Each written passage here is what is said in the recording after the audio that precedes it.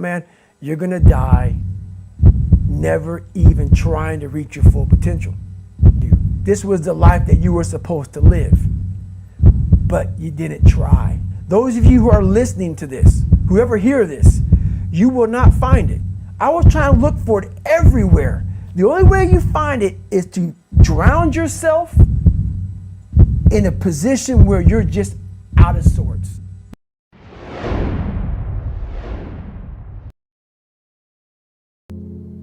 We all have two people, and I'm not saying you're crazy. We have the easy voice, which is that 20% telling yourself that I'm easy at 90% of my full potential, maybe 100% at that 20%. That's that voice that we all love. That's that very comfortable voice, that's that mommy holding you saying it's going to be okay. Doesn't care how good you are, just loves you. Just loves you no matter how messed up you are in life. That's where you want to be at. So that's that one voice. This other voice that we walk very far away from is a voice saying, hey man, you ain't doing shit. So we try to get this voice out of our head completely. And we live over here in this land. So what you have to do first is turn up this voice over here. The voice saying things to you that aren't nice. That it's in our head saying, you know what, man, dude, you're not doing shit. You're not amount. I mean, and it's not putting yourself down. People take this the wrong way in this new society. I'm not saying to put yourself down.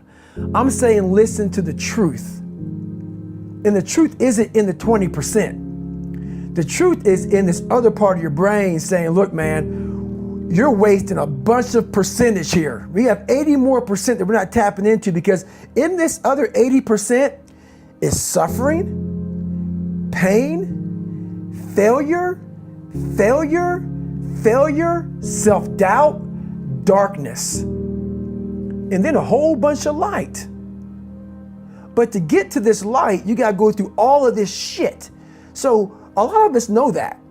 We know. We do know deep down. Yeah, I can get over here, but over here, man, this is much better because I gotta go through this journey that is not fun. This from 20 to 100%, this shit in between is not fun. So we decide to live over here.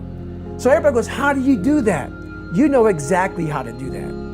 You know exactly, it's not a magic trick. There's nothing I talk about in that book that's a magic trick. It's all back down to a very primitive mindset of we just have to do. It's like breathing. Breathing becomes normal. Like we don't even know that we're doing it. That's how you have to live your life. When that alarm clock goes off at 4 or 5 in the morning, your mind says no. You just say, it's just what we do.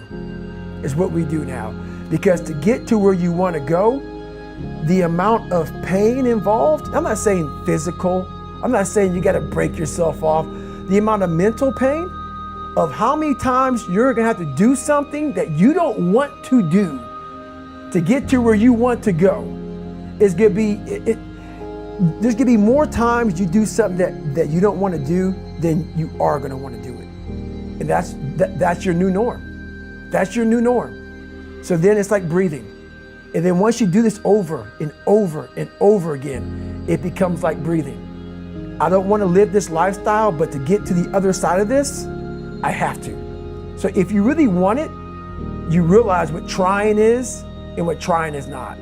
You're not working your butt off hard enough. You're not trying hard enough. We all think we're trying hard, but what are you gauging that off of? Are you gauging off of, like I talked to this one kid the other day, college is kicking my ass. I said, what are you gauging that off of? I go, are you trying? He goes, yeah, I'm trying my ass off. I'm studying hard. I go, what are you gauging trying hard off of? Well, in high school, I didn't have to try at all. And I made great grades. In college, I'm trying hard. You're trying hard compared to what you did in high school, which was it came easy to you. So your reality is something that you created off of something easy. So you trying hard is 2 hours of studying. I'm gonna tell you a difference in trying hard and trying hard. Trying hard is something in your mind just doesn't stop. Where you know 2 hours isn't enough. So it's all about, reality in which you're basing things off of. When I was 297 pounds and I was fat as hell trying to be a Navy SEAL, the scariest thing in the world to me, even to this day, was that could have been the rest of my life. I thought then I was trying hard. That's the scariest thing in the world. I thought then, 297 pound, working for Ecolab, spraying for cockroaches, making $1,000 a month. I thought that was me at my 100% potential. Come to find out, a few years later, I wasn't anywhere near that. 106 pounds less, graduated Navy SEAL training, went on to do all these other things. Looking back on that was me trying hard. That's why people gotta understand, what is in us, we have no idea until we start trying hard.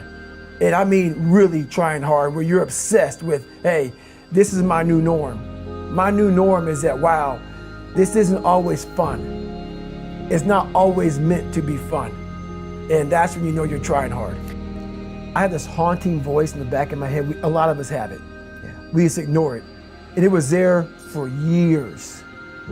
So I knew in the back of my mind that I could pull off this whatever I wanted. I knew I could. You knew you could. I knew that, but I was afraid of the work, because I wasn't gifted with brains. I wasn't gifted with God-given talent as far as like athleticism.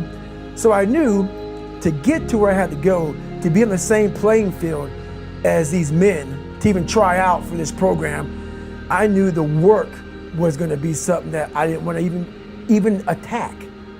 So I was just putting it off. But yet you did it. Because it haunted me. Okay. The voice in my head said, you know what, man? You're gonna die never even trying to reach your full potential.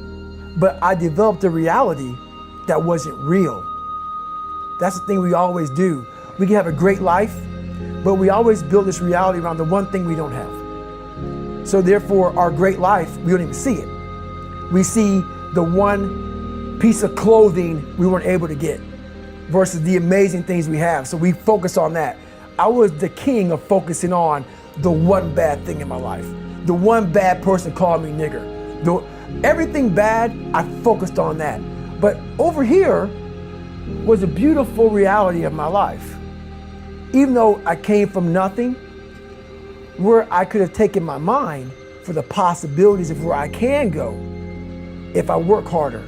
That was all over here, but I lived in the filth over here. Man, just by going to war with myself every day and putting these challenges and these goals and these obstacles, these insurmountable obstacles.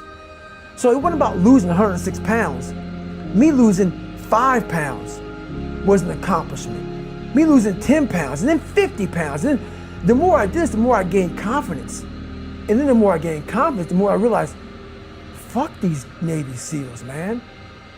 These guys can't do what I'm doing right now. I had no coach, had no trainer, had no money. I didn't know how to lose weight. I had no knowledge of what I was doing. I was just working. I was just sacrificing. And then through that, all these different tools started coming up. But I would have never found these tools if I didn't put myself in a very uncomfortable place. We all look for toughness. We all want it, but we look for it in a comfortable environment. You will not find toughness in a comfortable environment. Those of you who are listening to this, whoever hear this, you will not find it. I was trying to look for it everywhere. The only way you find it is to drown yourself in a position where you're just out of sorts, where you can't swim and you're drowning. Where you're drowning. You're drowning in life. But you say, you know what, man? Fuck that. I'm gonna figure out how to fucking backstroke or fucking something. I'm gonna figure out how to, and then through figuring out all these tools, your mind starts to, when you quit, your mind does this. Because you're out. Once you say, I'm not gonna quit, this is the 40%. When you quit, your mind says, we're done. So it doesn't expand. There's no expansion when you quit. When you say, fuck you, this sucks, I'm drowning, I'm miserable, I'm suffering, I'm broken, but I'm not going anywhere. What happens to your mind is it does this. It says, fuck, he's not leaving. So we gotta expand. We gotta grow. We gotta figure this fucking thing out. So then these compartments in your brain start to they have to work. They have to work. And then you start to engage parts of your mind that you never engaged before. But you can't engage it by sitting back in these nice chairs, drinking this nice water, talking to you, talking about what I want to do. That's where the 40% thing comes in. It comes in when you're in suffer mode and you say, I'm not going to quit. You're forcing your brain now to operate on a level it's not used to, but then it becomes used to it.